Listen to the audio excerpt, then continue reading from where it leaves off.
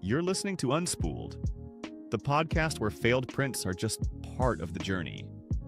Hosted by Corey from Moji 3D, the guy who thinks filament is a personality trait, and Steve from Layer by Layer, who probably has more spools of filament than forks. Every week we dive into 3D printing, making, and the occasional rant. So grab your favorite filament and let's get unspooled.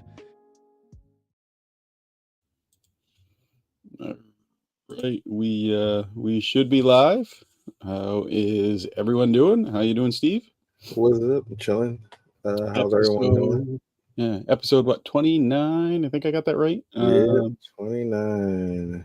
So today it's just going to be 3D printing news, and you won in the hands of most of the spooligans that we talk with regularly, so that we know ordered the U1.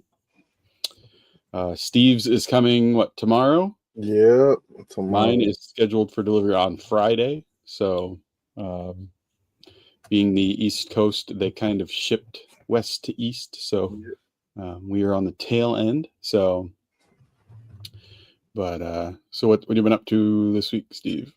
Nothing much. Still messing around in Nomad. Nothing really, man. I've been slacking pretty much. Haven't really printed anything I can't say that. I have printed some stuff. But yeah, so it's time to get in full Christmas swing and get some Christmas stuff printed, maybe some gifts. Get my Etsy store back up and running. So yeah, we're focused on that kind of stuff. What about you? I finished up printing my Delta flyer. All the parts for that. Did you get the kit for that yet? Or I haven't got the kit yet. Hopefully soon. And then what else did I been up to? I had some stuff I designed. I got a bunch of parts printed. Got my second U1 or my second Centauri, but I think I had that last week. My Q2 is my Cheetah Q2 is scheduled for delivery tomorrow. And then my U1 on Friday. So I've got a couple new printers coming in this week. But other than that, I've been playing a crap ton of Arc Raiders, which is kind of cut into my 3D printing time. So Arc Raiders is cut into everybody's time. I don't even. I'll be playing soon, but I don't even play, and it's cutting into my time. So yeah, but I'm literally addicted to that game. I've probably played more in the last 5 days of any game I've played a very long time. But yeah. I actually played for like 12 hours on, was it Saturday? And I haven't done that since I was like 19. I'm not gonna kid. Like at 43, my back was hurting. Like after a 12-hour gaming session, I was like, man, I gotta move around a little. Like my back is killing me. Yeah, dude. But no, that's cool. Everybody's starting to play. You're starting to play. GTR Dad's starting to play. It's a good getaway for us, Yeah. So we don't really have a guest tonight because he's not really a guest because he's like a spooligan. And he's well known. Everybody knows him. Everybody in the spooligan group definitely knows who he is. And even my brother knows who he is and met him twice. Yeah, he was at our table, at our table for 3D Printopia, fellow Twitch streamer. So Additive Adam is going to be here tonight. Should we bring him on now? Yeah, let's bring him on in. Oh, hold on. I actually I hate it, but I like it. Do this. Let's do this. Let me hold on one second. Yeah. Be back. Yeah. Nope. I thought I was gonna put him in the middle. Yeah, no, we're good. We're getting used to these new layouts in StreamYard with the vertical view. So, Yeah. but yeah, no, we're good. How you doing, Adam? I'm doing great. Great to Yep. be on the Unspooled podcast. My first time. Yeah, well, welcome. Long time listener. First Yeah. time calling in. First time guest. Also been like, you are official, I guess, spooligan on hand for 3D Printopia, which we Yeah. Helper. really appreciate. Yeah. And I really appreciated catching a ride with Moji and hanging out with you guys that whole event. It was an amazing event. Yeah, it was we had fun. we had a good 4 days. Me, Matt, and Adam driving around in that white Toyota rental car of ours, and it was it was a good time. It was. We did have fun. That was actually a lot of fun. Probably the best time I've had at 3D Printopia. Yeah, it was fun. We ate at the Olive Tree twice. That was good. Oh my gosh, yeah, that was so good. Yeah, that was so good. So Polymorph is here. We get to meet him there too. But again, this isn't a 3D printer or a 3D Printopia recap. But Adam, what do you have in front of you? I have this Snapmaker U1 production unit. I am backer 134. So I received this yesterday and actually did a live unboxing, setup, and calibration, update and calibration, and first print all on stream. So it went really well, but was a little bit of a marathon. I was, tired after it. I slept well. But it's definitely not a out of the box and print thing, but they definitely, I think, there's a lot of assembly with it, but from what most people have seen, it's very well documented. Yep. Yeah. Did you use the wiki or the book? The book. I figured I'll use more what people get than like more the power user going to the website. And I followed the book, and I was actually kind of showing different pages, and it's very detailed color, quick start guide, but I'd say it's not so quick, but it is very detailed. And there was they even give you little gotchas. The pictures like on the tool heads need to line up this way when you go and mount them, because there can be mistakes. So I actually thought I did it right for tools 2, 3, and 4, and I looked at the picture. I'm like, no, mine doesn't look that way. Go back, and I corrected it and called it out and showed it up. I think when Polymaker Pete was doing his on the Discord, I think he referred to it as like a lot of steps, but easy to do. Like it was, the book was well. The directions were well thought out, so it was a lot of stuff to have to physically do, but it was all easy. So, what did you do for first print? Was it the? It was actually bearded printer's little gingerbread man. Since it was a late stream and this was a quick 16-minute print, and then overnight I kicked off the little Sasquatch holiday from Flexi Factory. This is a little bonus Patreon item, so I just did the little one, and then actually did this one, and this is Panchroma PLA, just their basic, and did the dragon that comes with the printer with Panchroma basic that's loaded on the printer. So right now, those are the 3 prints I've done on it so far. I'll probably kick off something. I didn't want to do something before during the stream. I guess I could start something, see if my noise canceling works. Did you how's the print quality, do you think? It's been everybody I think it's been good. I think it's pretty amazing. I would say there's a little bit of stringing even with the Panchroma basic, so I'm guessing a little tuning of retractions on our filament profiles will go a long way for that, because I don't expect this to be wet since it's brand new and their filament was also stringing. So I think just a little bit tuning of the profiles, but I think their auto calibration could use a hair. I noticed it wasn't perfect, so I was like nitpicking. The snap speed was like a little understruded on the yellow and a little over on the black of this one. And when you do the auto filament extrusion calibration, it does it for all 4 tools, so that's a thing to know. It does add a lot of time at the startup. So I would say when you start cranking out prints, just tune your filaments and then don't run the auto, or just run the auto once, and hopefully it's saving it per tool. I don't know. Are you using the Snapmaker Orca version, or did you just go straight vanilla Orca? Did straight Snap Orca off the get-go. I was trying to go the more new user, not knowing little tips and tricks in that path. Yeah.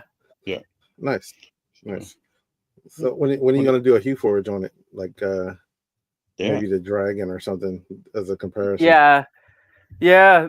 That's a 5 color, but we do swap by layer. So I'll get a little pause and throw on the 5th color, but I was actually thinking with this filament, I just need to tune it since this TD is a little bit different of the Panchroma PLA versus Polylite PLA. So I was thinking of trying it in this. That's why I have pretty much all the colors loaded here, but the orange.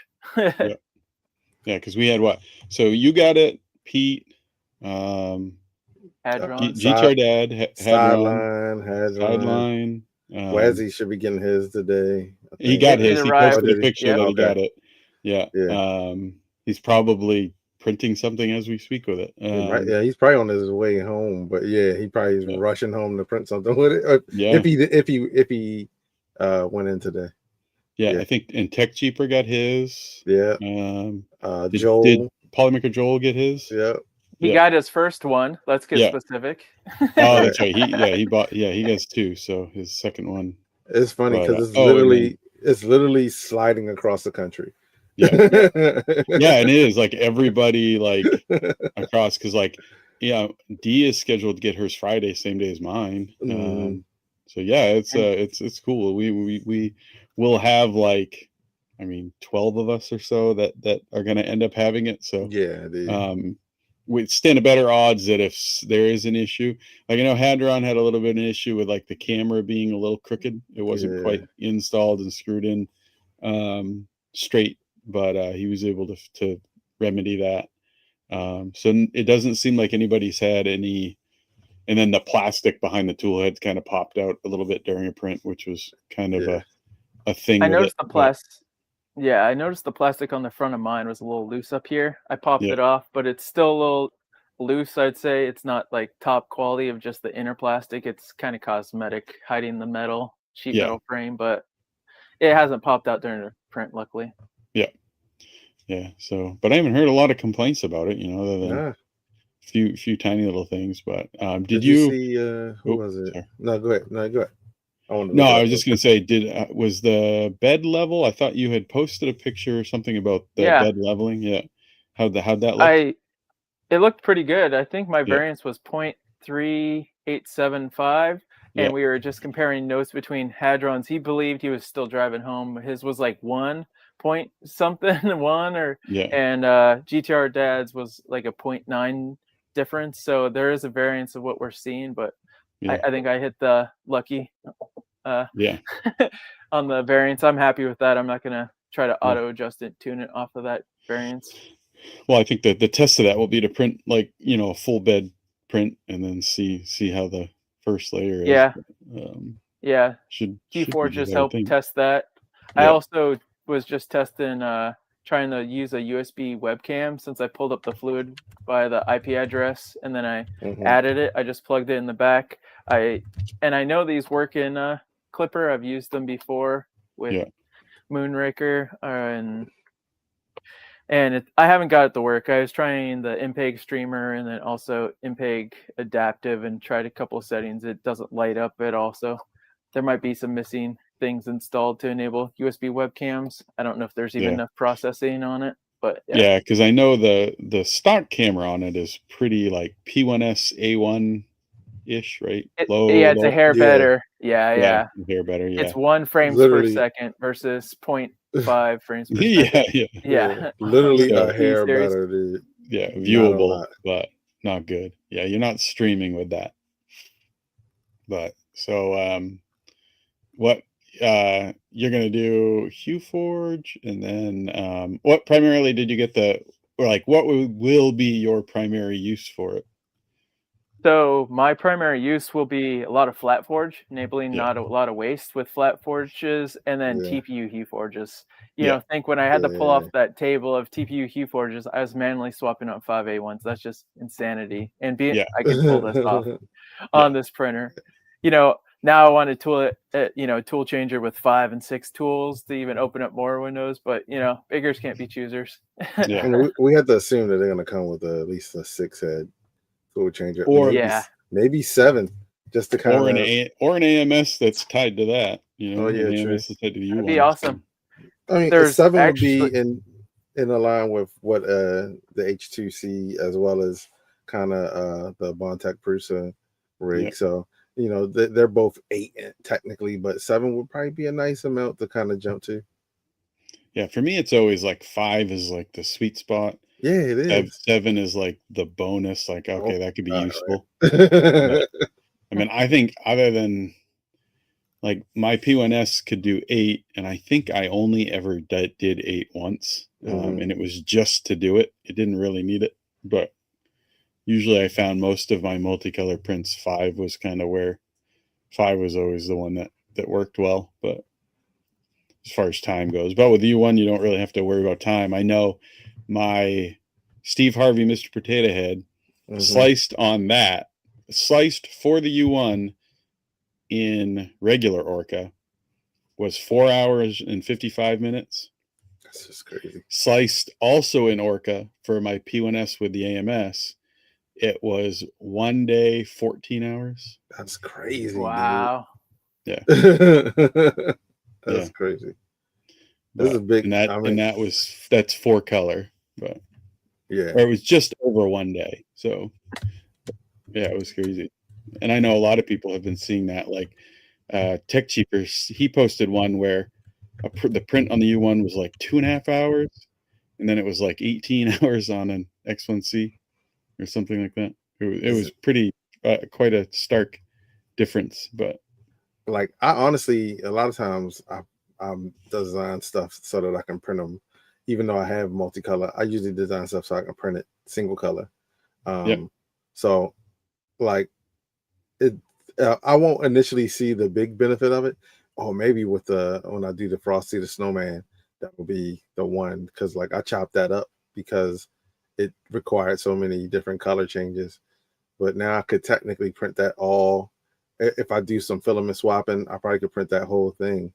Because if you have a print that has 3 or 4 color changes per layer on every layer, like every color, like if you go to 2, 3, and 4, like every color you add is like an exponential time increase.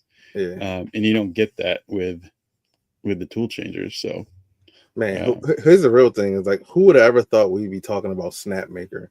You know, like last year this time, would you have thought we'd be talking about Snapmaker? Like it would have never been my pick as the first one to put out a affordable tool changer.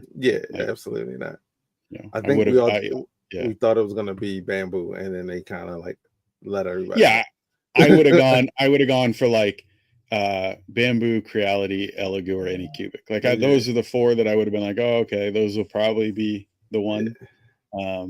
Now, it would definitely not have been Snapmaker. On the Creality stream last night, I think someone asked, were they going to do, a tool changer type machine? And granted, it was Kevin, the guy that that does the ambassador stuff for them, and he made it sound like it was definitely going to happen, or that it's in the works, but he hasn't seen it yet. So it'll be interesting. I can't imagine they wouldn't. Oh, we know Creality would definitely, and it's not me shilling. They, they're definitely gonna. I mean, I think they're all gonna. Right? They kind of have to, because the playing field has kind of been like laid out now. And even if people don't like the H2C, it is still technically less waste and potentially more not as much time when you think about it holistically. If you were doing 8 filaments, this would be a lot shorter than it would be with 2 AMS. But is it as short as the other players at the table? No, it's not. But if you're a Bamboo person and you don't want to change, this is right up your alley. Now the interesting player in the game though is going to be Anycubic with that Ace Gen 2. Because that 4 into, I mean, basically it's 4 into 2 into 1. And if that's done well, you should in theory have a significant amount less waste and time, because they're only based off what you can see in that tool head. they're only having to pull that filament out like an inch, basically. So Yeah. you're not dragging it all the way out like you are with an AMS. So you should have virtually no purge. You're gonna have like, half an inch. But that's you how- still have purge, right? Because it's still stuff in the nozzle. Yeah, you're single still gonna nozzles. have Yeah. purge, but I don't think you're gonna have nearly as much. No, you shouldn't. But yeah, it's an interesting similar- take on it.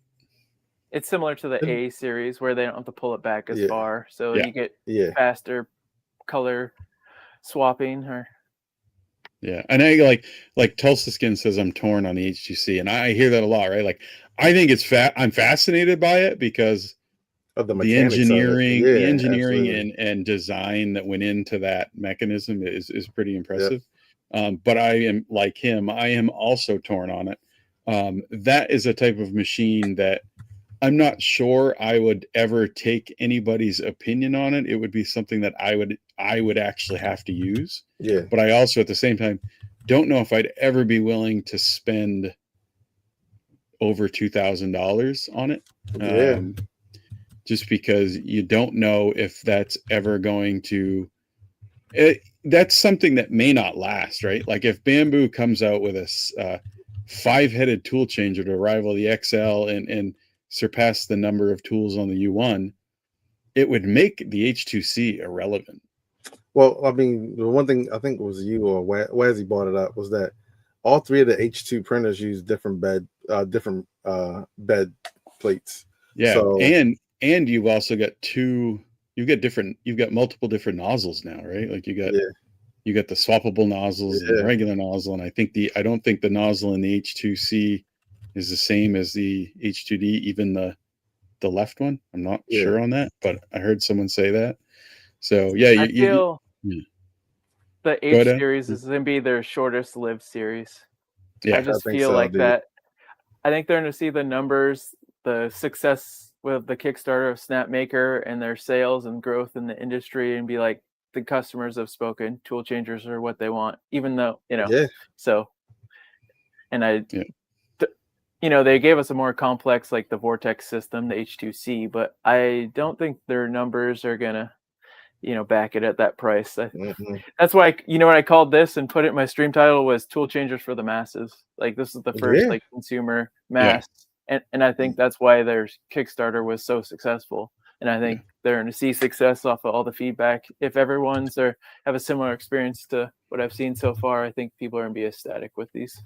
Yeah, and I'm sure they're still going to sell a ton of the H2Cs because Bamboo seems to sell tons of every printer they put out. But like I said, for me, I think it seems to be a design that might be short-lived if they do ever decide to put, like the P2S is putting the X1C out to pasture. I think a Bamboo tool head, a Bamboo tool changer would kind of put the H2C out to pasture pretty quickly, because I just don't know why you would, the H2C is kind of like a holdover until I think they put out a tool changer, because I just can't see any benefit of that over a tool changer, but who knows? I just want to see. I would like to see Snapmaker come out with like a 5. That would be cool. I think that's the sweet spot, 5. Yeah, and then everyone's gonna want 7. But that's kind of why Bondtech has the 4 and the 8. If you could fit the 8, I think people are gonna go with the index at 8. Yeah, and I think the cool thing about the U1 is that if the printer holds up and does well over time, they've obviously figured out the tool changer system, right? So making a little bit bigger and going to like a 300 by 300 machine or a 305 by 305 and making it a 5 tool changer should be pretty easy for them, or even doing a 6 and 350. I think it gives them options, but I don't feel like they have to change a lot. Like literally just make it bigger, and then don't touch anything else except for anything that's broken, and then from there just kind of play it safe this time around. Like you can refine it. Yeah, just refine it. You can you can innovate after this one. Just give us the big brother and then go innovate later. Like, Well, it's the no, same that what you just said is exactly the same thing we were asking from well, Bamboo, right? yeah, Like we exactly, dude. wanted Yep. the P2S to just be 350 by 350 or 300 by 300 minimum, right? I And think it's you like mean no the matter what we've X2C. done or said and how loud everybody has screamed it, they just refuse to do that. Like I they think you refuse mean to just the X2C. Okay, yeah. Yeah. that's what it is, dude. Is the Yeah. X2C. It's not Well, a. Come on, look at that yeah. machine. It is literally the X2C. And a lot of people call it that, right? Like they call the P2S just the X2C because it's basically Yep. that's what it is. Yeah. But they're like so like Anycubic's coming out with the Anycubic S1 Max, which is a 350 by 350 with the AMS. You know, and it's like that they came out with the S1 that was the 250 by 250, and then everybody was like, "Oh, we want a bigger one," and guess what? They listened and did it, you know. And I think Mhm. that kind of whether or not you like Anycubic or not, I liked them. I have the S1 now, and I've had the Cobra 3, and I like the Ace Pro, but they put out a machine that I think people wanted to see, an enclosed Core XY 350 Mhm. by 350 with multicolor. And if they come out with a version of that with that Gen Ace 2 tool head, that would be cool too, you know, like Mhm. but Are you thinking of picking up one of those new 350 by 350? probably not. Let's see. I would like to. If I so I am a fan of cheaty machines. I like the I've had all three of the X series. I have the X Max 3 still. I have the Q2 coming tomorrow. So I like their machines. I like their technical filament ability where the S1 Max lacks the chamber heater and the temps that you get from a cheaty machine. So if I was going to buy a big that size enclosed Core XY, it would be the Max 4, the Cheaty Max 4, because that gives you the 370 tool head, the 120 on the bed, the 70 on the chamber heater, and it's 390 by 390, which is just massive. So that's probably the one I would go with, and it works with the Cheaty box, so you can still have multicolor with it. But right now, I just don't need anything that big. So, but I Right. start thinking, will BQ like work with Snapmaker, and would they be receptive to like integrating Vivid like a full like firmware update, and it's just like yeah, plug and play? That would be pretty epic, you know, Yeah. yeah. supported in their firmware, you know. Oh man, that would be insane. Yeah, because Yeah. even if you could hook an AMS up to like say tool head number 1, right? Mm-hmm. It would just give you the ability to use. It'd give you what 7 colors, right? So 4 and color. 3. Yep. So it'd give you Yep. 7 colors. Now it would poop more, Yep. but only on 4 of only on 4 of the 7 colors. So um, it'd just be kind of a neat, you know, be like best of both worlds, I guess. You know? Mm-hmm. Yep. Yeah, Totally. yeah. That's what I'm So hoping Like I said, for. There are some accessory ports. There's one up top that's a 6-pin and a 4-pin on the back. So I think they're yeah, planning. I'm guessing the top one's for their chamber fan situation oh that they're yeah. coming out with. Yeah. yeah.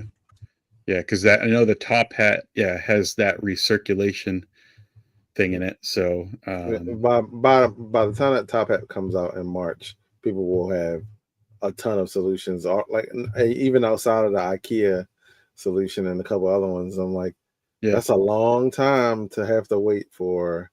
Well, You there's know. been the one going around that you actually showed us. It had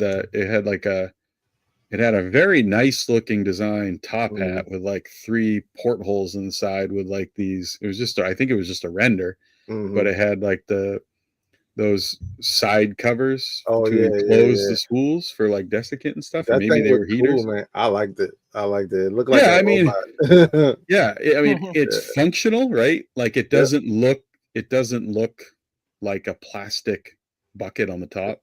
Yeah. It didn't add a lot But of like literally the only thing you would really have to account for is the space for the containers on the sides. Yeah, And that's because not if going they to be a flip lot. open. Yeah, and that's not going to be a ton. Well, yeah, if they flip open, but it's not going to be too crazy. So yeah, it'll be cool now that people are starting to get it. The accessories and add-ons that people make, even though like some people already had it for like what, almost a month now. So Yeah. we're late to the accessory game. But yeah, it'll be cool to see what people come up with for it. And then, oh, sorry. No, you good. You good. Go ahead. No, I was saying then like the aftermarket stuff, right? Like Yeah, if Fadis or Bondtech or Micro Swiss yeah, or any of the nozzle companies start making, like if they make a Flowtech type of thing for the tool head, yeah. or some other thing like, higher temp nozzles or whatever it is, but or higher temp hot ends, or you got all kinds of alternatives like, the Flowtech stuff for Micro Swiss. So they just came out with the Centauri one, and I love these. I have these on my K1, and then I also use their CM2 nozzles on like everything I can put them on. But if they made something like that, or like a Revo on a tool head would be cool, right? Because then you could easily like switch nozzle sizes out. I actually just ordered up 2 build plates off of AliExpress that were like super inexpensive with the Black Friday sales they're running. Oh, nice. Because I was doing Flat Forge. Yep, for the U1, they're already available. Yeah. They're cool plates or regular plates? I ordered PEO and PI style because remember I want to do flat forges and do face down to get that texture on it. So I ordered one that was carbon fiber on one side and then like the diamond shape, and then another one that was like starry, and then I think I spent $18 on 2 separate plates. One was $8 and one was 10 shipped. So hopefully they come in December. So. And I think Snapmaker sells. They do smell a smooth PEI, right? Yep. And you can order one still. Yep.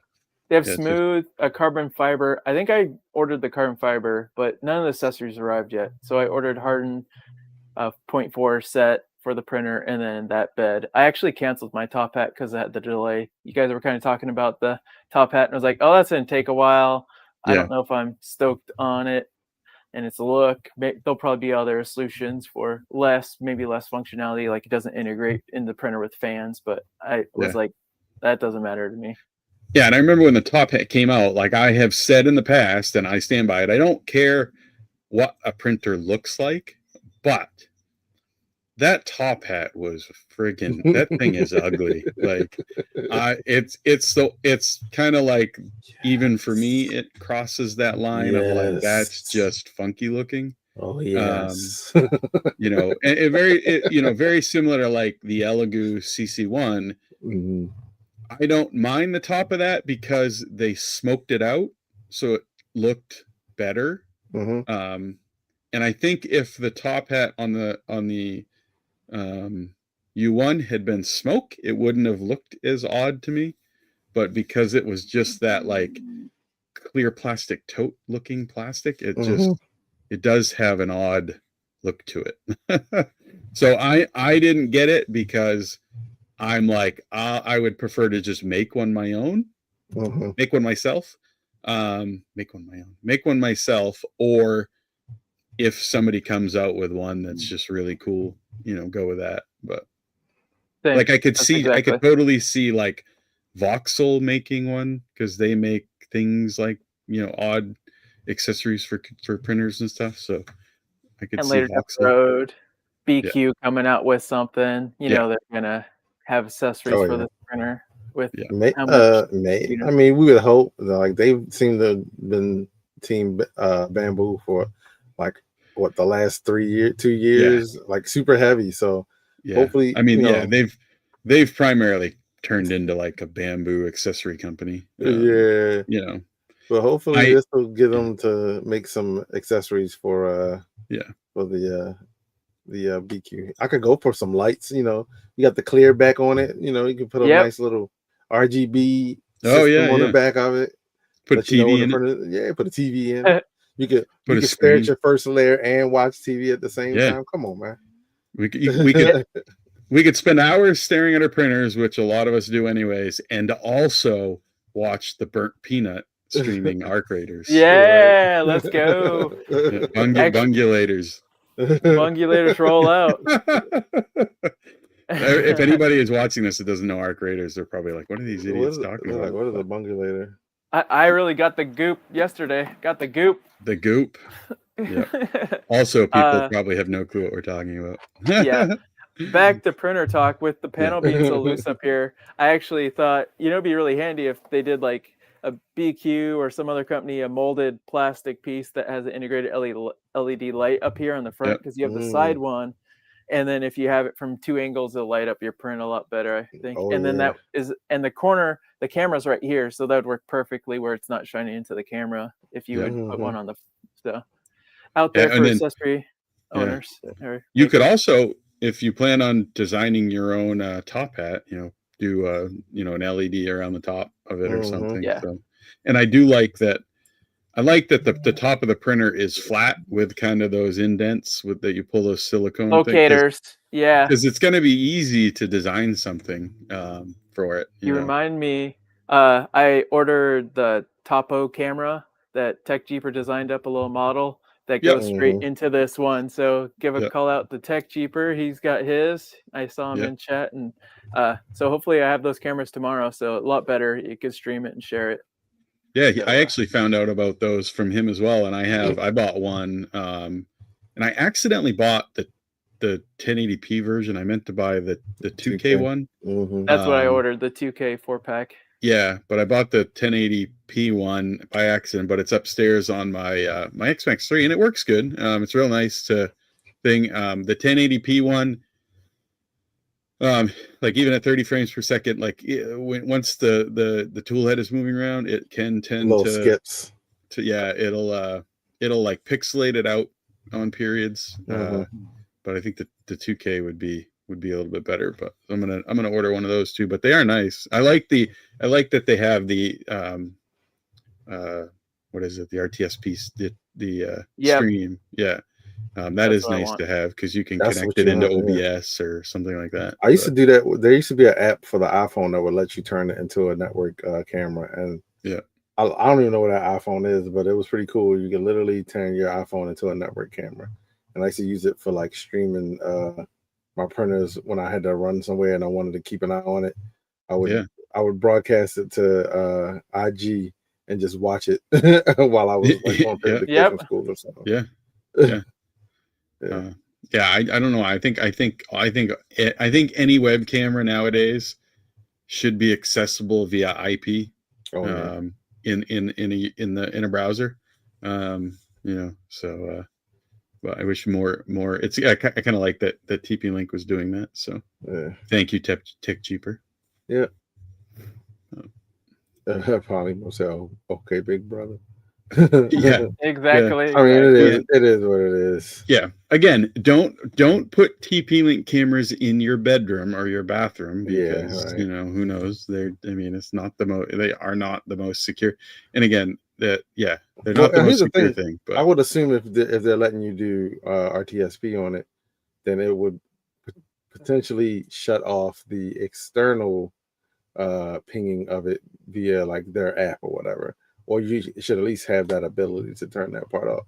And if you can turn that off, you could technically be safe outside of like a legit hacker or a backdoor. Well, they do have when you go into the TP-Link, the Tapo app, you do have to set up a username and password on it. Yeah, but that's what is that for the camera itself, or that goes back to? No, that's for actually accessing the RTSP stream. So if you go into VLC Media and try to access the RTSP stream, you do have to put in the credentials. Because that's the thing is like if you can turn off the fact that it can be pinged and called from outside via TP-Link the company, then like now you increase your security. And like I have done that, but I'm also an IT professional. So I've gone into my Ubiquity and it is accessible on my LAN, but not outside. But yes, the average person isn't gonna go in and do that. But I don't think TP-Links have been known for being not the most secure network equipment. So like I said, it's not. Don't put them on your baby at night or in your bedroom or your bathroom because you never know. But You could say that with any internet-based camera system, though. So Well, you'll find out you like go to China and you're like you're on the Truman Show there. They're like, "Hey, it's Corey." yeah, he's printing a bearded Like, flexi hey. beard. Everyone's waving to you like they know you. Like, "Hey, Corey." Yeah. You're like, "What's going on?" It's like billboards of you he wears boxer briefs, standing in front of your living room, in front of the TV, holding a remote, in my underwear, drinking a coffee. Yes. Logos out on everything. You have your Folgers mug. Oh, I'm loving my Folgers this morning, honey. You're like, hey, I will say, if anybody wants to even watch that, go for it. Yeah, it's like if anybody wants to watch me, go for it. They gotta pay you, man, at least. Yeah. Like I already told I'll tattoo a logo on my body if someone wants to pay me enough. But right. Okay, Caleb. Yeah. So I think it's cool. I mean, it's only skin. Jeez, guys. Yeah, it's real estate. Right. Yeah. It's like billboards, right? Yeah. I guess only if a lot of people are watching you. No, I'm a pretty big billboard. I might be able to sell that. Adam, sorry, man, you've been slimming down. You're not as big of a billboard as you used to be. Eh?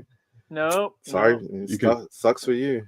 I see a giant I see like a giant Polymaker tattoo on Steve's back with like a big, snap maker on the right chest and right. And then it says no regrets right here. Yeah. No regrets. Reality on the neck.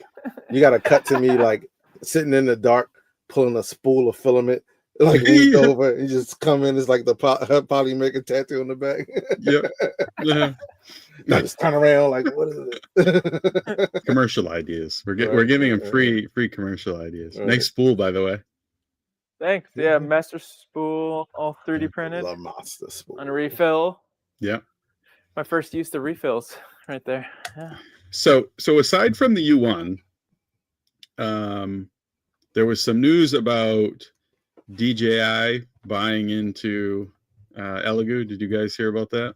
No, you were telling me about it before we got DJI. on. Yeah. So I don't know if anybody heard about it, but it was rumor, but it has now been confirmed that DJI has purchased or has bought into and invested into Elegoo. So that's kind of interesting, and I heard something in the tune. I mean, it was quite a bit of money, I guess. But it'll be interesting to see. Like, I think that is only going, Elegoo's done well on its own, but I imagine that's only going to help, especially with, if you have the amazing DJI engine, because you can say what you want about DJI as a company, but they have some of the best engineers in the world. So if they can put that into making like a tool changer or something like that, that would be pretty cool. But yeah, wasn't DJI banned? Like his is like, it's kind of scary for Elegoo because of DJI is kind of like on the, the list. Like, will that put Elegoo on the list as well? Like, these I don't know. Have cameras in them, man. So, well, I mean, the issue, like, that's another thing that goes into like the Tencent from Bamboo is that if Tencent, the rumor that they're going to be funding or providing backing to Bamboo, they are also on the DOJ and the U.S. government's list of companies not able to work that they won't work with. Yeah. So if you have a backing of that, that's an interesting thing, but if you're a company, I mean, money's money, right? So if you need VC money, and they both are Chinese companies, so why wouldn't they accept money from a Chinese backer? But yeah, it'd be interesting to see what happens with it. Maybe this is good money for us. Maybe it's like, maybe DJI is more going to come up with some kits. Yeah, go ahead. I'm sorry. Oh, it's okay. I was gonna say more money, attract those, higher tier engineers, take on more ambitious projects, like giant tool changers would be awesome. More competition, better for consumers. Maybe it'll cheapen the price of drones where, there's 3D printed parts on it more now than before. And then you get into, maybe the kitting and stuff like that of it. Could potentially be a move for them to kind of get those bodies 3D printable. Well, there was actually a company at Formnext that were making, I can't remember who it was, but sorry, it was I think it was Stratasys who brought a 3D printed drone that their machines printed it, but another company, one of their customers had designed and printed it, but it was like an 85% printed drone. But you have like, what was it? What am I trying to think of? The FiberSeek or who? Well, no, you had FiberSeek, but no, sorry, Steve. Something had trailed off. You had said something earlier that I had a comment on, and now I can't remember what it was. But yeah, I mean, I think any help, whether you just get monetary investment from DJI, I'm also guessing that is there's like, if we're putting this amount of money into it, we're also going to have this amount of say in what kind of happens, where development goes, or at least have a say in R&D. I mean, that's going to help immensely, because I mean, like I said, they're some of the best engineers in the world, right? So yeah. But I mean, in all of the, basically everybody who started Bamboo came from DJI. Everybody, and then they've also had a lot of engineers since Bamboo has expanded and grown, also come from DJI over. So if Elegoo gets some of that DJI cheddar, it might obviously benefit them. But the estimate is anywhere from $25 to $75 million investment. Wow. Yeah, I mean, that's a lot. I was going to say 10 million. I was way under. That's a lot of money. I mean, it's an estimate. Someone's just taking a guess at it at that point. Yeah. But I wonder if it's more towards, like, are they investing and leaning more towards the resin printing, because Elegoo's known for resin printing, or is it for the FDM, or is it for both, or is it just holistically? Or does Elegoo want to get into the SLS game, or or is it just out of revenge? They're like, okay, we see what you guys did. That has been a thing, right? Like a lot of people have talked about that, of it's a way for DJI to stick it to Bamboo for taking engineers, because the reports are that DJI engineers have left to go to Bamboo, but then other DJI engineers have left to start things like Bamboo because they saw how successful Bamboo was. I think, and again, I haven't confirmed this, but I believe some of the Atom Form, the Palette 300, the other nozzle swapper, I believe some of those people on that team are former DJI engineers. All these giant, conglomerates investing in these 3D printing companies, I'm interested to see their data on what, like, the growth of the industry and consumer or prosumer is, and what they're going for. We might, they might be investing in them to do more prosumer, printers that we're not really thinking, even though more Elegoo's, towards just consumer market right now. I mean, and that's the thing. I don't think additive manufacturing is getting any less prominent, right? In every industry and every type of manufacturing, because I mean, even today, or at some point this week, Apple announced that they're doing their 3D printing. I think it was titanium, either housings or covers for Apple Watches, like actual, not a company making Apple accessories using metal 3D printing, but Apple themselves utilizing metal 3D printing to create products. That's huge, right? Because Apple is known for trying to make the best of the best, regardless of if you think that or not. Like they spend a lot of time and a lot of materials and a lot of expense in trying to put out a good product. So if they themselves are now at the point where they think 3D printing is good enough for Apple, like at that point, like additive has made it, right? Like you've made it to the top. I agree. Yeah. Because Apple is trying to do stuff at scale. Yeah. That's the best Mhm. product they could do at the lowest cost. And then also being green, you know, they have big green initiatives, and like there's so much recycled metals are in, you know, your iPhone or Yeah. your Apple Watch, you know, your laptop, you know, they try to be as green as possible. So if that Yeah. means they're moving that way and they see it as the best option to meet all their needs, it means it's made it. I fully agree. Yeah, because I remember like 15 years ago when I got into this, and then like 10, 8, 7, like about 7 to 6 years ago, I was like imploring people like 3D printing can produce a finished product. Like the parts don't all crumble in your hand like the little dragon that your kid printed, you know, like Mhm. there are finished products and it can, and then even more so over the last 3 to 4 years. So I've always felt like additive manufacturing has always like had to like climb the ladder out of the mud and like prove that it can do it. And I think now at Apple, you've kind of made it, right? Like, yeah. Well, I think the bigger thing is it's still magic. You know what I mean? Yeah. It's still like there's nothing there, you know, and you leave for X amount of time, you come back and there's something there.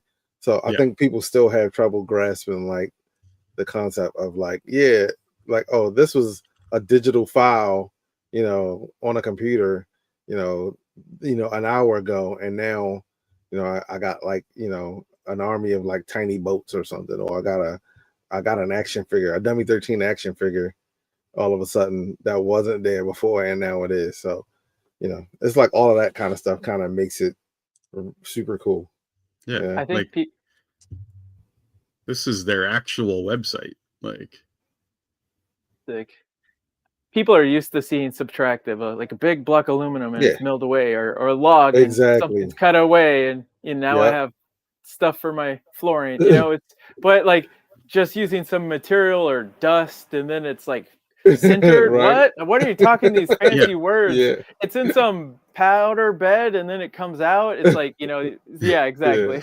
again, laser magic, right? Like Yeah. it's Yep. like that. Like, you know, but it's just for me, it's like as such a 3D printing person and nerd and just it consuming every part of my life, like I feel like it's like a baby, right? And now Yeah. it's like 3D printings of an adult and has graduated college and now is like in the world, because I think when you have companies like Apple and then now DJI, and then, you know, if, you know, you get like the big companies using it, like the rocket companies, you know, using it, like SpaceX uses it, like, but I think when you have those companies using it, it's still kind of in their own pockets of people that really follow them, like the space nerds and the 3D printing nerds.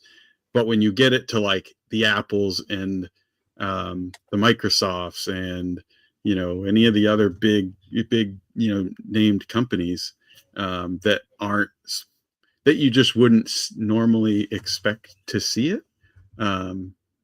It's just really cool to see. But Yeah. I think, Adidas you know, making shoes, you know, all sorts of things, yeah. man. It's right here. So yeah, you're right, Adam, about the 3D printed with 100% recycled aerospace grade titanium powder. the funny part is I saw you link their video. I didn't go here. I just know Apple and their mantra, and you know what these big companies are going for. You know, they don't change their overall goal. So Yeah, and she says right here, the, you know, vice president at Apple holds environment as a core value. So not only is it 3D printing, but it's 100% recycled product that they're using to sinter the titanium, which is pretty cool, you know. Now I want one of the Pro watches just to say I know that, right? Like it's like when you you know, the first time I bought a pair of the Adidas 4D4s, I was like, I'm walking around in shoes and I'm like trying to show them off to everybody for the first time in my life, right? Because I'm not a shoe person, but I'm like walking around like I got a pair of like signed Jordan Air, you know, and I'm like, look at my shoes, and everybody's like, doesn't care, right? But I'm like, they're 3D printed, you know. That's why I want those Zellerfells, the 3D Yeah. printing nerd and David Tobin, Yeah. and I wore one of them or the set at 3D Printopia, and they're so comfortable. I just have to scan my foot and put down the money, but Yeah, they are pricey. I haven't done that. Yeah. Like even the Nike Max 1000, they're the Nike's all 3D printed one. Now you could buy those not custom fit, just like a normal shoe, and I still think they're like $180 or something like that. But it's about the same price. Yeah. Yeah. It's the Zellerfelds. Yeah. But yeah, I don't know, I just thought that was really cool. But look, hey, it changed. I like that layout. Nice. Oh yeah. I don't know why it changed, but apparently we just need to share a video and then it'll. Because you switched. You did the one. You didn't do the one to the left. We were in the one to the left. Yeah. What if I did something like this? Am I holding up fucking here? Yeah. Does everybody see our little turkey in the corner there? That was Curtis. I noticed it. Courtesy of StreamYard, thank you. For a second, I thought it was a sticker on the side of Adam's machine. I was like, when they put a sticker on his machine, he just got it. It's technically a Thanksgiving stream, right? And also happy Thanksgiving to those of you that celebrate it. So I hope everybody gets very fat and happy in the next few days. Yep. Eats turkey, takes a nap. I consume a copious amounts of pie. I'm a pie guy. How about you, Steve? What's your go-to Thanksgiving food? Like dessert or food in general? Any of it. I make a mean turkey, man. Like my turkey is pretty. Like my people really like the turkey. My father-in-law like freaking loves it. So I make a pretty good turkey. That's usually my contribution to Thanksgiving. And but it's not what I like. I'm a ham person. Oh, really? Yeah. I just happen to like make a decent like turkey one year, and then after that, I like Steve. Everybody wanted. Yeah. So how about you, Adam?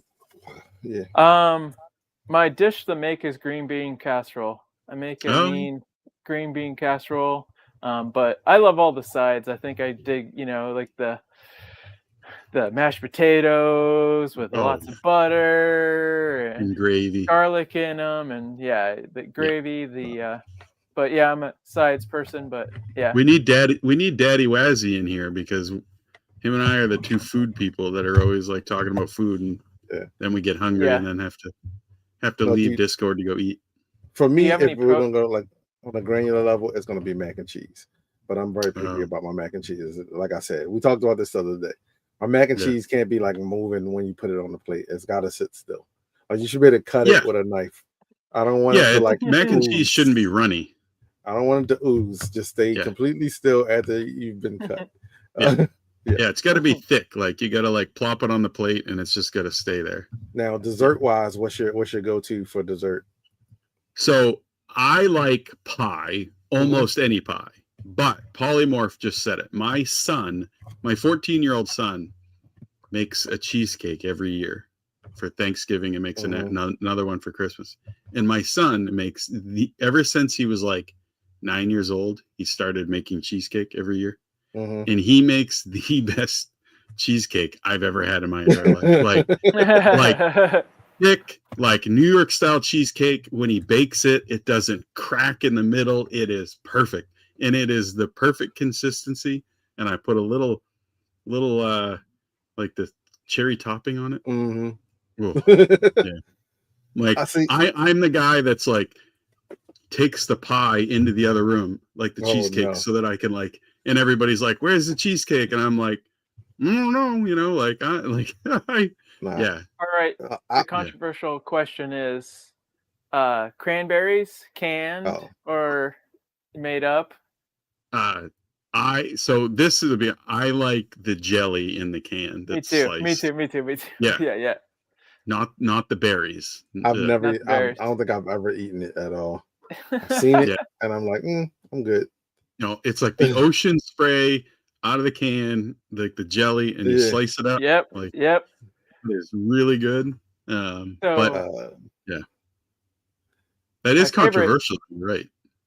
is the leftovers. So we get the like rolls, we get the cream cheese, we get the cranberry, we get the turkey, and we make cranberry sandwiches for like the next few days, and we just love it. That's what I love. The kind of the great memories from Thanksgiving. My mother leftovers. I've never been a big turkey sandwich guy. Like I don't mind them. I usually like it separate. No, give me a turkey sandwich. Really, I'm not. Yeah, my mother and a lot of the people in my family are like diehard turkey sandwich after the fact, but I would rather have like everything separated on the plate. Give me turkey sandwich, mayo, salt and pepper. Boom. Heat the turkey up. Boom. It's so good. I'm the guy who eats like separates everything out on my plate, and I eat all of one thing at a time. Sweet Jesus. Like I eat all my mashed potatoes, all my turkey, all my... You guys are both have your own quirk, which is funny around food. His is islands. It has to finish one at a time. Yours is like consistency of certain foods or certain foods you don't eat at all. Me, that's the problem. I see food, I eat food. You know, it's like, oh, it's that. I'm hungry. Yeah, and I'm a wicked foodie. Like, so I brought up Wazzy. I don't know if Wazzy's in chat or not. I brought up Daddy Wazzy because we all sit in Discord, many nights talking, and it's inevitable that whenever myself and Wazzy are there, at some point along the night, usually it's around 10 o'clock at night, him and I will start going back and forth about food. And everybody else is like, all you guys ever talk about is food. Because inevitably, I usually get hungry and then have to leave to go get something to eat. And then I come back. But yeah, I am a foodie. Dessert-wise, I'm a pecan pie person. That's my go-to, is pecan pie, but it's a certain one. It can't be like the one that's like fat like that. I need it to kind of dwindle down to where it's like a decent consistency. It's so funny. It's like the one pie I don't like. It's so good, especially with like some vanilla pie. Do you? Yeah. Oh my god. Mode? Yes, dude. That's exactly what I was about to say. I'm not sure I've ever had a good one. So, that was my dad's go-to. Not a lot of people liked it when he was alive, but when he got I would eat it with him. My mom used to. I love pies as well. I'm a cake person more over than I am a pie person, but for the holidays, you wind up with pie. So like I'm pie first. Sweet potato, pecan. Sweet potato used to be my default. And then I just I had pecan pie, and I was like, why am I even eating sweet potato pie? I'll just eat pecan pie and put some ice cream on it and enjoy that. And then apple pie by default. Now pumpkin pie, it's not a big pie in the hood.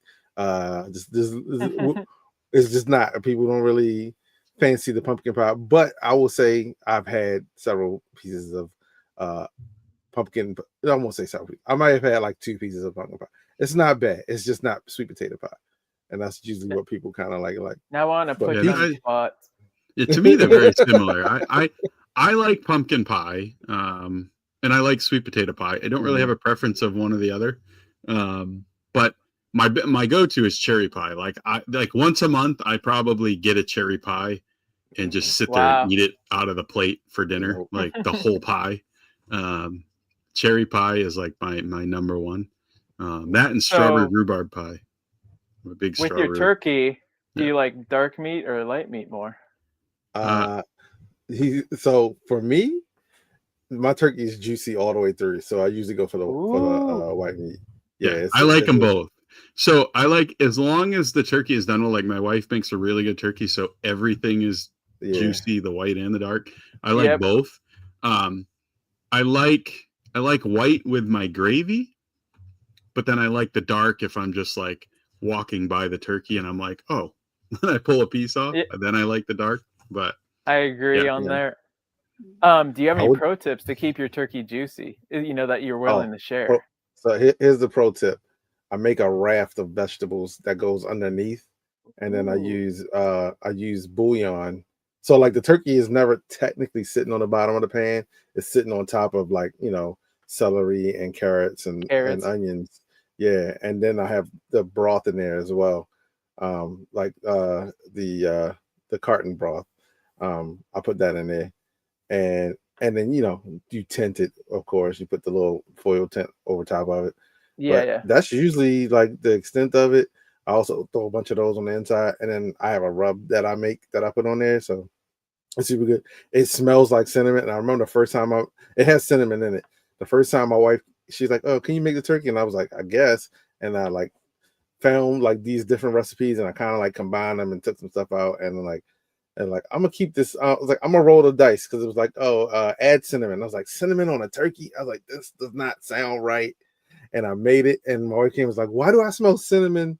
Like, you supposed to be making a turkey. Why do I smell cinnamon?" And then we cut and ate it, and we were like, "Okay, this is like one of the best things I've ever had, like best turkeys I've ever had." And so ever since then, it's like no question about it. See, and I only eat turkey. I do not cook them. I've never cooked a turkey in my entire life. My wife makes the best turkey in the world. And I know what she does to it, but I'm pretty sure that if I said it on air, she might kill me. So I'm pleading the fifth on that one. Yeah. I come from a family of if you tell people the recipes, the women in your family will probably kill you. So, especially my mother. That's funny. Yeah. So I like living, so I'm not going to say a word. Yeah. My best friend for Friendsgiving smokes turkeys. So he has an electric smoker. Oh, yeah. That's a great, get a nice mesquite in it. So yeah, smoked turkey. I have had a smoked, one of the fairs near us, they have a guy that does the smoked turkey legs with the big, and I always feel like a Viking when you eat them. So I've had smoked, and that's really good. They're good brined. And I've tried them deep fried, and to be honest, it's terrifying to do it and to watch it be done because like people die when they do it wrong. And as a former firefighter, I have heard and seen people after the fact, and it's not pretty. So that terrifies me. And I've had a deep fried turkey and I didn't care for it. So yeah, I just think you gotta, like Steve said, I think you just gotta like find some recipe combination that you like, and then just stick with that. So I've heard people like say they have to be brined for like 24 hours before you cook it, or some people swear by cooking them upside down for half the time. Who knows? If you do it right, you don't have to do all of it. I marinate it, I inject it, and I'll make I'll make like a kind of like a herbal type of stuff to inject into it, and that helps keep it moist as well. And it's just, you gotta take your time. You gotta take your time. Now, real quick, because we went down the Wazzy hole. That makes it sound weird. It's like I'm just glad you didn't say the first name and then but side note, Polymaker just dropped 24 new gradient filaments today. Which some of them are pretty cool. Me and Adam are in the Awesome Squad, so we were kind of privy to some of this. I didn't know they were dropping because I just dropped a whole bunch of cash on Polymaker filament, and if I'd have known that those were on the way, I probably wouldn't have bought the ones I bought. I was like, I sent a sternly worded message to Joel, like, you son of a gun. I've looked through them and none of them really speak to me other than I do like the Gradient Starlight purple and red. That one I liked. And then the other one was the black. You and I, Steve, you said you liked it too. It was the black and gray. Gradient Galaxy. Yeah. And then the only other one that I thought looked neat was the Gradient. The Gradient Neon. So it's like a Gradient Halloween Neon. That looks really cool. Especially if it glows like it appears like it does. But it took some willpower for me. I had some polycoins. Also, people, don't forget, you got polycoins. Don't forget to use them. You get they get re-upped on your birthday as well. But it took all of my strength not to like just go and buy a bunch of them. Only one I bought though, because for some reason lately I've been on this like rainbow filament kick. is I bought the Gradient Starlight Rainbow. Was the one that I bought, and that's just like lately, rainbow filaments have been like what I've been collecting. Maybe I'll do like a comparison of them. I think it It's kind of happened definitely with John gave me some his rainbow with the glitter yeah, in it, and it kind of yeah. like sparked my like, what It's are the definitely a darker rainbow hmm than what you normally see. It's kind of like The colors are darker. Ambrosia's Rainbow Rush, I believe is what it's called. I have that. I actually just bought Rainbow Rush, but it's a little shinier, so it'll be Yeah, fun. I liked well here, I'll share I liked the which one did you which would have been your go-to or will be your go-to, Adam? The Starlight Gradients interest me, but that's Yeah. just more kind of for fancy Yeah. designs maybe I've done or printing somebody else's 3D models. That was the Starlight one Gradients. that was the one that I thought looked cool. I'm not gonna lie, I like the Celestial Gradients. I think they look cool, especially they picked a good model to show them off, which was like the mermaid's tail. Were those Let's the check ones them that out. I didn't? Yeah, Yeah, I these don't think ones you I like don't those. care for just because I don't like I don't really like light colored Man, colors these a things look lot. good though, dude. Those look good, Click, yeah. yeah, dude. Click on the vase thing, the fourth image. Look at that, man. That Oh, looks I like that. Like out of right. all of them, that's probably the one I Wow. like the most. Yeah, dude, they look Yeah. good, man. That reminds me of there was like a ice series from I think Zero. That one's not bad. I should have got the that's rainbow. nice. That's a very Easter. That'll be very popular Yeah. at Easter time. Yeah. Oh, these things I had to get one because I just didn't want to miss out on it. So I was like, let me at least buy one. But yeah, the Celestials will probably be the ones that I might go for next. But yeah, 24 new filaments. The crystals are cool. They're transparent. And that's why I looked at those. I'm always partial to like a blue and a white, so that one was kind of neat. They got the craziest nice. names though. Tourmaline and what was the one that I was like, so there's one that's like it's not in this one. It's in the it's like whatever the French name for eggplant is. Where is it? But it's like a green and magenta, which is weird. If it's French, the word for eggplant, it should be purple. I was like, it's such a weird name. Or something like that. Abergwin or Abergwine. Yeah, it was a very weird name. I can't find it. But I think this is the one, probably the only one I'll order. That looks really cool to me, especially if it glows. Now with neon glow, I'm guessing it's just luminous under light. But yeah, I think that's the case. Glow brightly under UV light, like that's pretty cool. Why can't I find it? I can't find it. Like that's honestly what I thought the luminous rainbow was the first time I ever bought that. But they actually they list luminous rainbow right here. That's what I thought this was the first time I ever bought it. Mm-hmm. But it doesn't glow under UV light. It's if you put a light on it and then take the light away, it luminesces after the fact. It's a little bit different, but I do like this one. I really like the crystals as well. I'll probably order some of those crystal gradients. Yeah, that'll be pretty cool. I can't find the Alberg wine or whatever it was. Yeah, there's aquamarine, and then there's was it Carmelin or whatever in the gradient crystal. Yeah. Oh wait, do these show? Oh, see, I like this. I like that they show the colors without clicking on them. Oh yeah. I didn't know it did that. You should be able to find that. Yeah, I can't find it. But yeah, I saw the Alber. I think it was a matte, so it's probably in here. Talk amongst yourselves while I try to find Jonathan Albergine, Pauline says all of that. Pamplemousse. We definitely have odd names. Pesriwinkle Neon Gradient. Pesriwinkle Neon.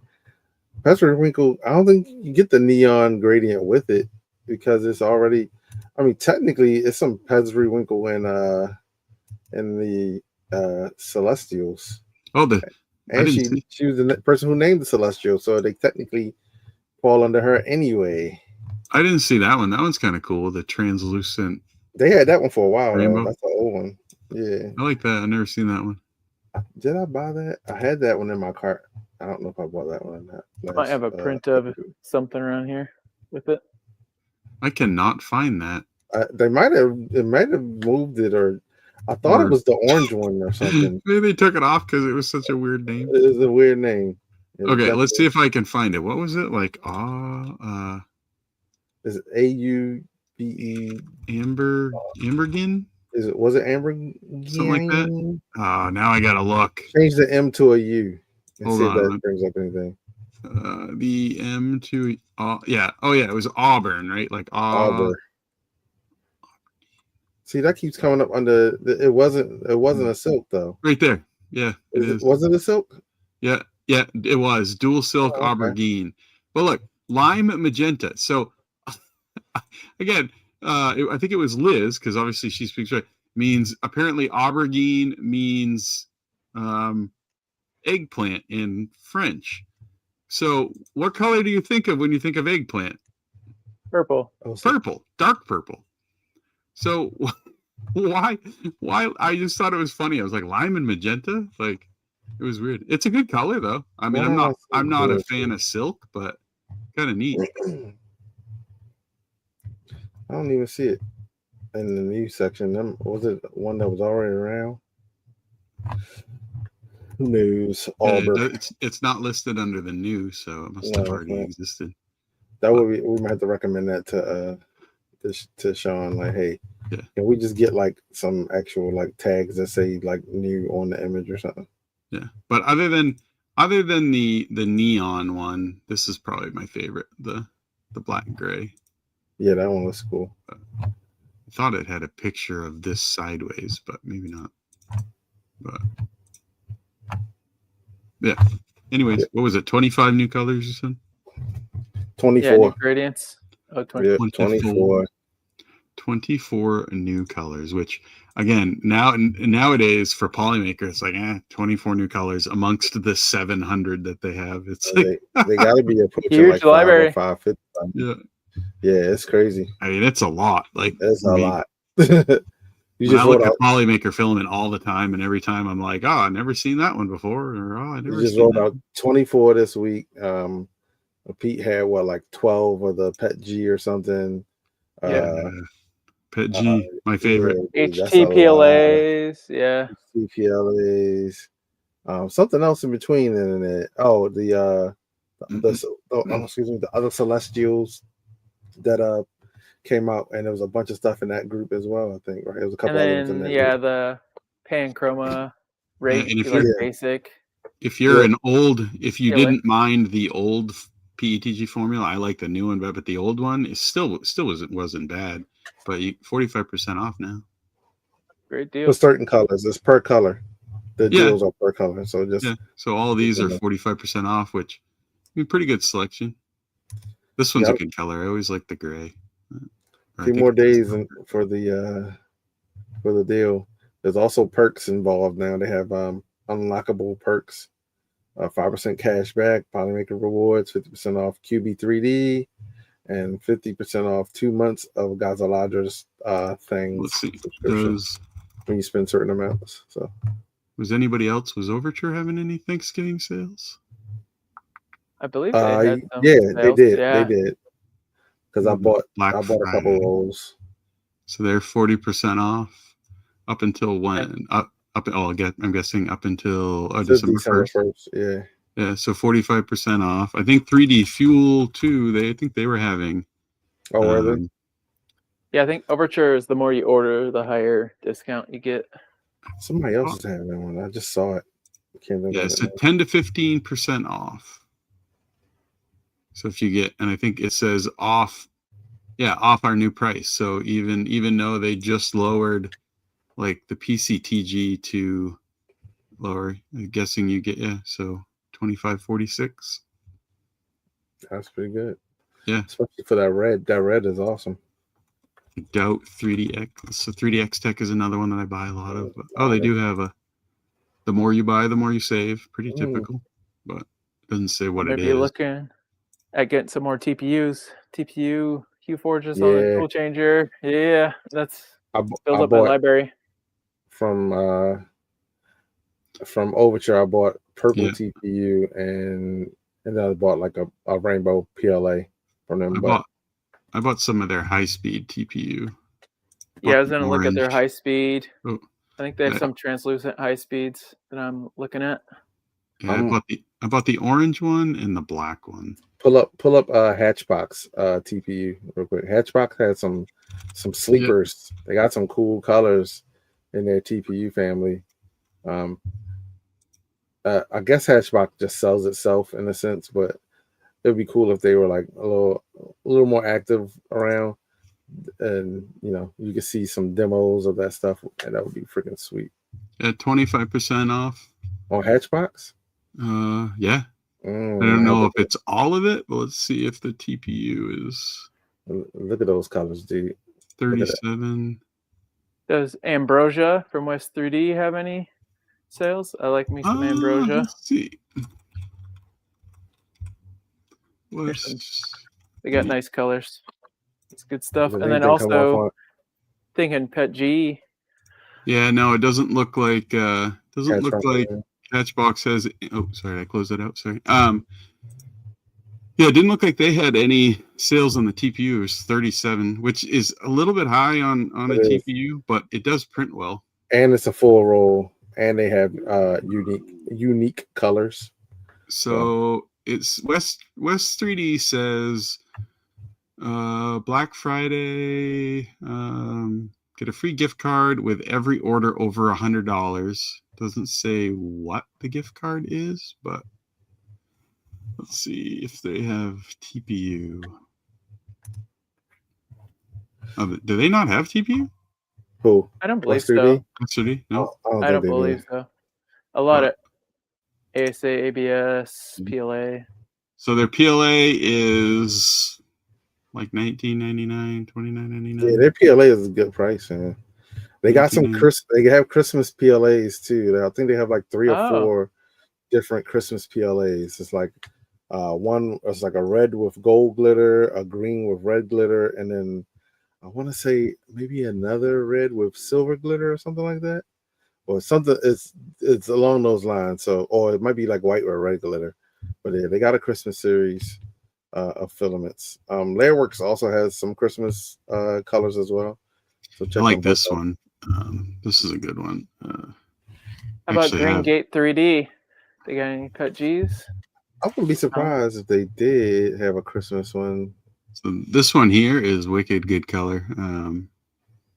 Yeah. So it's the Dolos, that color shifting, but it's like there's not titanium anno, but it's a wicked good color. Yeah, I got too many. Well, I won't say too many. I have like 2 different burnt titaniums right now, or children of burnt titanium. So I'm trying to hold off on buying anymore. So what was the other one you said, Adam? I was saying Green Gate. I know Protopasta has a sale. I got emailed being like a loyalist. I love me some Protopasta. They're Mermaid's Mail teal. Yeah. So it says they are having they're having a sale. Mm-hmm. But when I clicked it, a Black Friday sale, when I clicked it, it actually brought me to their bamboo printers because they're now a bamboo reseller. But not seeing anything specific because they sell bamboo filament as well. It looks like the bamboo sale looks like this Black Friday sale is specific to bamboo. Yeah, because when you click on it on their website, it brings you to only bamboo stuff. So, but their filament seems about the same. $31.99 is about the same for most of their stuff. But they do have some lower cost stuff, like the high temperature PETG. The virgin PETG is only like it's only a half spool though for 18, but yeah. All right, we are quickly approaching the 9:30 mark. Yeah. So I saw Protopasta had 20% off and then 25% off if you sign up for their email list or something. So nice. A lot of companies running sales. Yeah. And then I know like what is it, Elegoo, the Pryline TPU that I like, they were both on sale, the filament on Amazon for quite a bit. Like I saw some of Elegoo's PLA that was down to like $9.99 a spool. It was pretty cheap. So, and it's usually like $13.99 or $12.99 a spool. So, yeah, I actually think some of the Amazon Black Friday deals are good this year, whereas last year it always seemed like it was just like the same price, just saying Black Friday sale. But yeah, I always thought there were good prices on Amazon too. So cool. Anything Hey, else? no, Adam. I dropped your link in the side chat. But if feel free to do a quick plug on yourself and where people can find you and what you're working on. Yeah, so I'm Adam. I live stream every Monday, 5 Pacific, 8 Eastern here on Twitch. I try to do projects I'm interested in, which varies from HueForge to CAD to assembling a little custom Rook 3D printer.